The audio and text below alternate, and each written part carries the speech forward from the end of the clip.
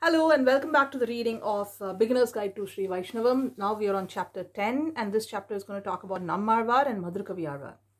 Andal Patti is in the process of explaining the life of Arvars to Vyasa and Parasara. Vyasa asks, Patti, we've now heard about Mudal Arvargal and Thirumarsai Arvar. Who's next, Patti?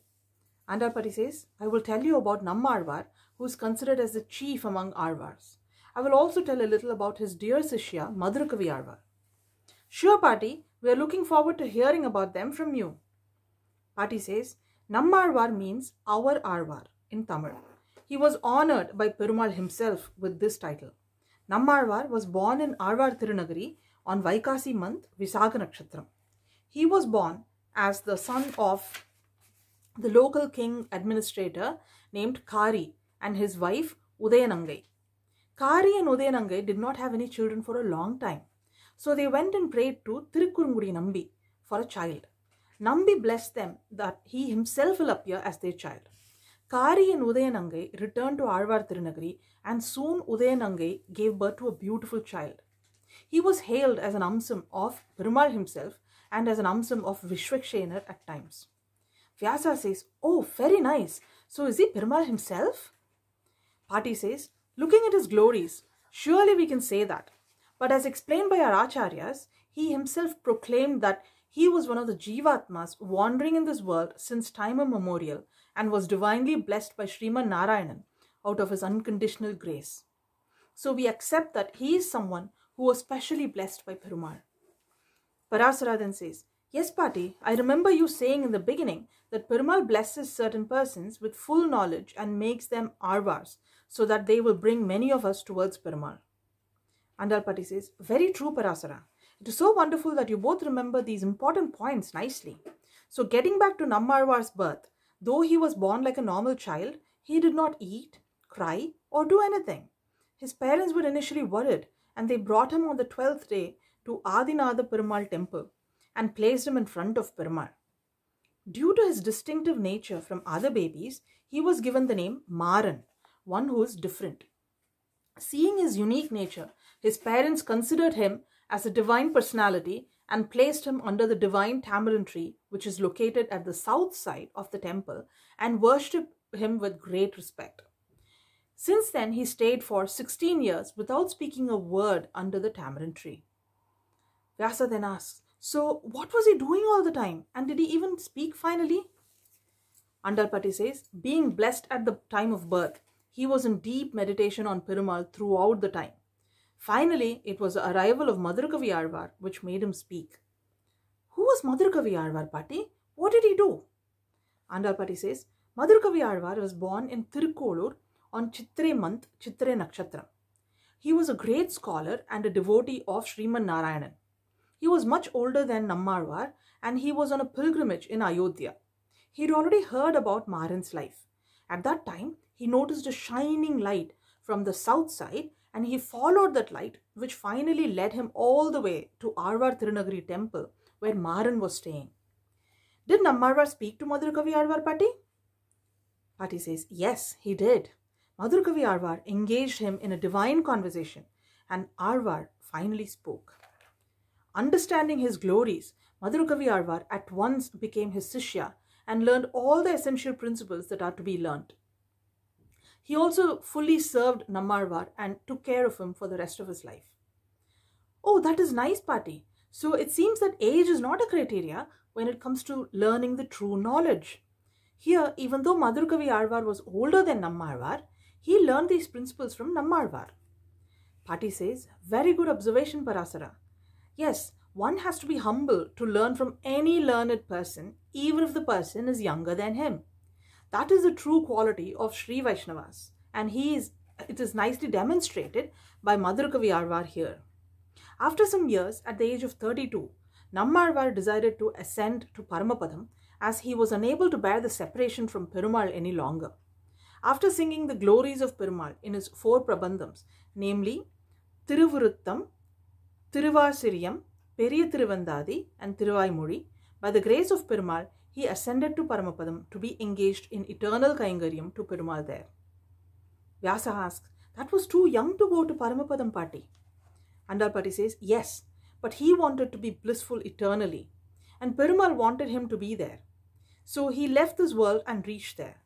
Madurakavi Alvar then established the Archa Vigraham of Nammalwar, which was received by boiling the water of river and arranged for proper worship of Nammalwar in this Divya Desam. He composed a Prabandham named Kanninun Chirutambu in full glorification of Nammalwar. He also spread the glories of Nammalwar everywhere and established Nammalwar's greatness all over the region. Parasara then asks, so it is because of Madurakavi Alvar we fully understand Nammalwar's glories? Pati says, yes, he was totally dedicated to Nammalwar and he himself was glorified due to his dedication to Nammalwar. See, devotees of Perumal are more glorified than Perumal himself. So glorification of devotees of Perumal is considered much greater than glorification of Perumal. We too should try to serve the devotees of Perumal whenever possible. Vyasa and Parasara say, sure Pati, we will keep that in mind and look forward to such opportunities. Andalpati says, with this we have seen the life of Nammalwar and Madurakavi Alvar. Let us go to Nammalwar's Sannadhi and worship him.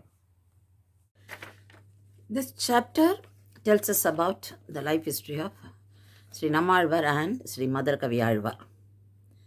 Sri Nammalwar lived under the tamarind tree for a long time. The tree is known as Urangapuli and it is the Amsam of Sri Adiseshan. The temple in Alvar Tirunari is dedicated to Sri Adinatha Perumal, which is near Tirunelveli. This place was known as Tirukurukur once. And inside the temple, below the tree, we find a structure which has got panels on 4 sides, which are adorned with the images of Perumals of various Divya Desams on which Sri Nammalwar performed Mangalasasanams. It is very interesting to note that Perumals of all these Divya Desams waited for their turn to get Mangalasasanam from Sri Nammalwar. That is the greatness of Sri Nammalwar. One of the kings of this region wanted people to know about this in future.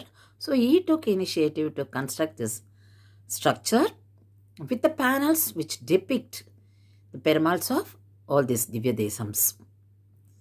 When we visit this temple, we should watch this. That is, we should find out who the Perumal and from which Divya Desam. So to find out about this, we should have little knowledge on Divya Prabandham and Divya Desams, because we should know the names of Perumals of all these Divya Desams. Then we can, the columns, that is the posture in which the Perumals are in this Divya Desam must be known to us. So that is a speciality of this structure. And Madurakavi Alvar, who was the disciple of Nammalwar, he came to this place. Only through him we came to know more about Nammalwar. When he visited this tree, he wanted to find out whether Nammalwar would respond, because he didn't move out of the place. He didn't speak for long time. He didn't even have food for a long time. So Madurakavi Alvar said, செத்ததின் வயிற்றில் சிறியது பிறந்தால் எத்தை தின்று எங்கே கிடக்கும். First time Nammalwar said, அத்தை தின்று அங்கே கிடக்கும். So this explains the philosophy of life. செத்ததின் வயிற்றில், our body, the gross body and subtle body. Gross body, it dies off. Then subtle body, which lives. There's no end for that. So he asked, Madurakavi Alvar asked about it. What will happen if a soul is in a body? What will eat? Where will it live? Then Nammalwar said, it will eat. That is, attai tindru angai kidakum. We do all the karmas.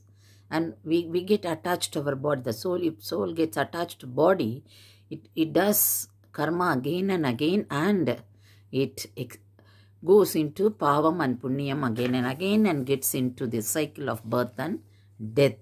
So there will not be moksha. So this is what explained by Nammalwar.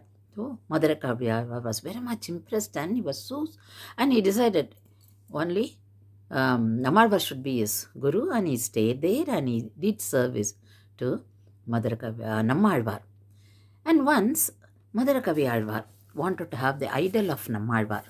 So he requested Nammalwar to help him to get the Tirumeni, Vigraham of Nammalwar. Then Nammalwar said, "You go to the Thamarabarani river and boil that water, you will get the Vigraham." He did it.